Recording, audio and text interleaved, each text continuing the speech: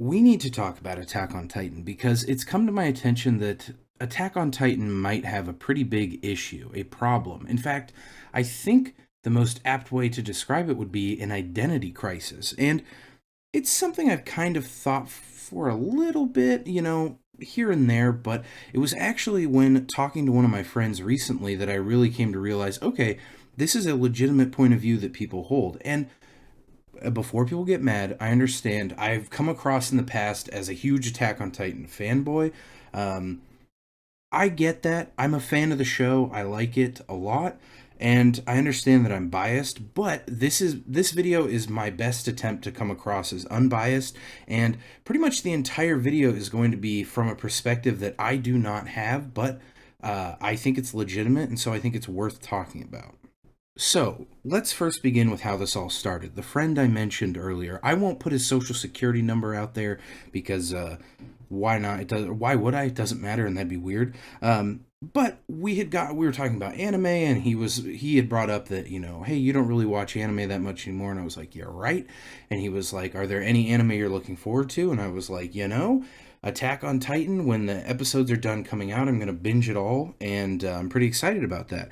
And I assumed that he would echo my sentiments because this particular friend actually was not into anime when I met him. And he got into anime a couple years after we met. Don't worry, I wasn't a weirdo. I didn't try and push anime on him, but we did occasionally talk about it, and he sometimes would.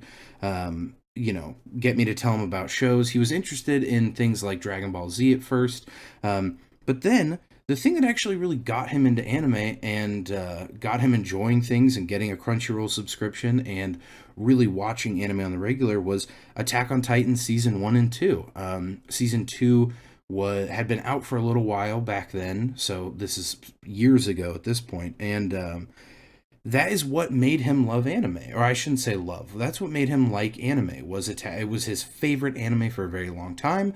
His highest rate, I was going to say most highest, but that's definitely not proper English. His highest rated anime by far. I think it was a 9.5 out of 10 for him, and the next highest one was like a 6, which honestly, that's king shit because most anime does not deserve more than a 6. But to my surprise, instead of echoing my sentiments, he actually did the opposite. He said that he had completely dropped Attack on Titan and that he didn't like it anymore and that he had no interest in watching any more episodes of it. And he said that to him, it's fallen off and the story didn't go where he wanted and he didn't like it anymore, right? And I had a similar reaction to what probably most people would have. I was appalled. I was like, what? How could you think this? And it was my initial thought was to be like a typical, person on YouTube and be like, how dare you? But then I was like, you know what? You're my friend. I'll hear you out. And he started to make some good points. I'm not saying he won me over or anything. For me, Attack on Titan has only gotten better in time, especially, from an animation standpoint, yes, it has gotten objectively worse, but from a story perspective, I think Attack on Titan has only improved with time, and he was saying the opposite. So basically, what he was telling me was that Attack on Titan had simply changed too much from what it was to what it was now. And that is a valid argument, honestly. It's changed a lot. And it's kind of hard to be objective because obviously knowing what we know now, we can then go rewatch it. We don't have a choice. When we go back and look at the initial seasons, we're like, oh yeah, it's so obvious. Look at this foreshadowing. But there, I think those seeds were always there, right? They were subtle, but there were things there. Now, Attack on Titan went from being an almost pseudo horror anime. I was going to say shonen, but we'll talk about that, why I don't think that's accurate. Pseudo horror monster anime to now being extremely like cutting edge political commentary and being a lot more nihilistic. I don't really know what the perfect word is to describe Attack on Titan's tone now. And I feel the need to say this to lend some further credibility to my friend's argument. Not that I really care. It's not like you guys are going to say anything to me that will make me not think that he's smart or whatever. I know he's a smart guy, but I was just curious. So after we had this discussion, I went ahead and I looked around online and, on Twitter, Instagram, I looked on my anime list at reviews, and he was definitely not alone. He's still in the minority of people, but there were way more people than I thought who were echoing his sentiments, saying, I've dropped this. A lot of people saying at the end of season 3 they dropped it, or after watching part 1 of the final season that they went ahead and dropped the series. There were a lot more people like that than I thought there would be. And it has changed a lot over time. Like I said, I think the seeds were planted, but seeds being planted is a lot different than them being fully sprouted and grown into like an oak tree. And what this argument net brings up that is a legitimate point is too much change a bad thing? And what I also agree with is something we ended up talking about, and that Attack on Titan has always had kind of a weird identity in the grand scheme of things. If you, I do not care what like the show or the companies producing it say an anime is.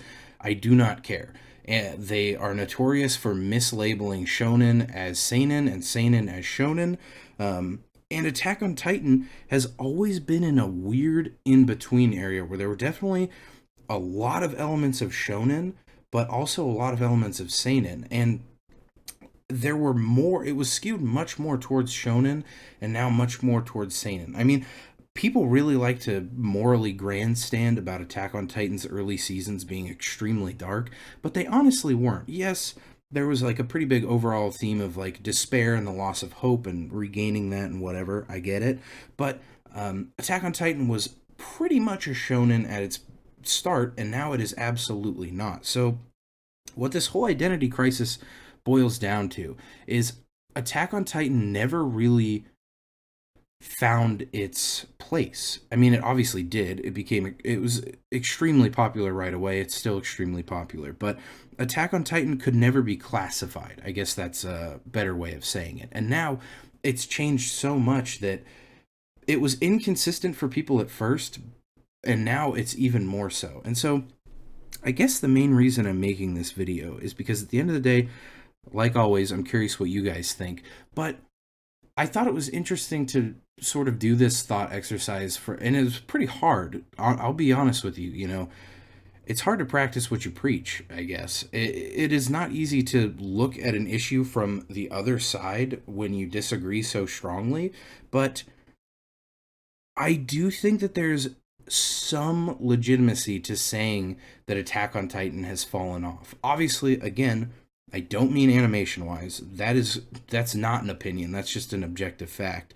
But in terms of storytelling, for a certain type of person, maybe an undesirable person, Attack on Titan has fallen off, I guess. And now it's weird because Attack on Titan was at one point one of the first anime I would recommend to someone who was like, hey, what should I watch to get into anime? Because what Attack on Titan was really, really good at back in seasons 1 and 2 was, it was, like I said, mostly shonen. It was not super dark, but it definitely had some darker scenes for sure and some darker themes about it. And on top of that, it wasn't super over the top. Like, you wouldn't recommend High School DxD. That's like way too anime and way too shonen.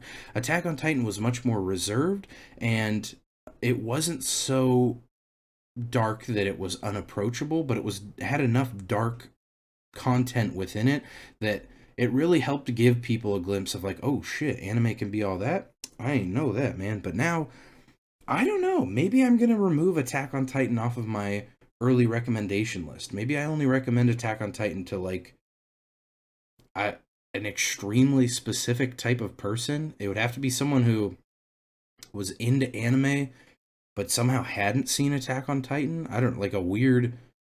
Some weird hermit up on a mountain who stopped watching anime in like 2010 or whatever, whenever Attack on Titan season 1 came out. 2011, I think, actually. So if I ever encounter that weird hermit who has been anime-less for the last 10 years, that's who I'll recommend Attack on Titan to. But other than that, I'm taking it off the list, and I'm ending this video because it was confusing and hard to make, because I had to basically role play as a person I'm not, and because I'm not that person, it was really hard for me to think, what would that person think? But basically, TLDR summary, Attack on Titan's got a big problem, relatively big. It's actually pretty small compared to the whole Mappa problem, but in the grand scheme of things, if we don't look at the Mappa problem, it's probably the biggest problem facing Attack on Titan. So there you go. That's the video. I'll see you again in a couple of days with a pretty fun announcement video about a new channel of mine.